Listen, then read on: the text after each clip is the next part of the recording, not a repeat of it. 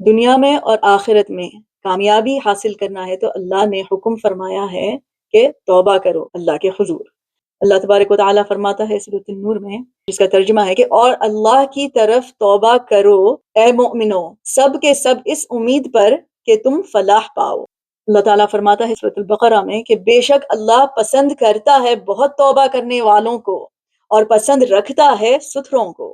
کچھ 11 سال پہلے جب میں ایجپٹ کو گئی تھی تو وہاں پہ مجھے موقع ملا کہ میں شیخ ابن عطا اللہ اسکندری رحمہ اللہ کی بارگاہ میں حاضر ہوں، اور آپ بہت بڑے صوفی بزرگ گزر چکے ہیں قریب 700 سال پہلے۔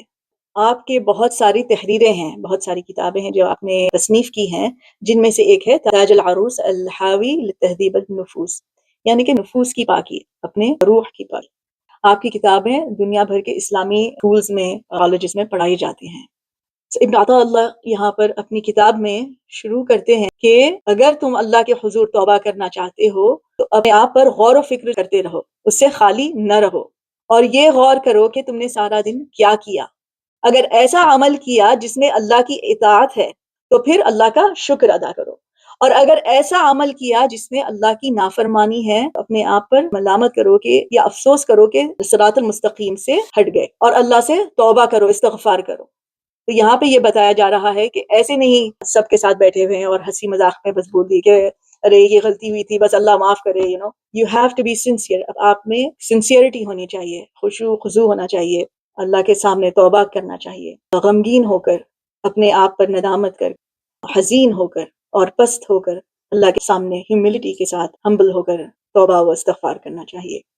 اور اگر ایسا کریں گے تو اللہ تبارک و تعالیٰ آپ کی حالت کو تبدیل کرے گا غم سے خوشی میں، اور عاجزی سے عزت میں، اور تاریکی سے نور میں، اور جو پردے ہیں اس کا انکشاف ہوگا، اعلیٰ روحانی حقائق آپ پر ظاہر ہوں گے۔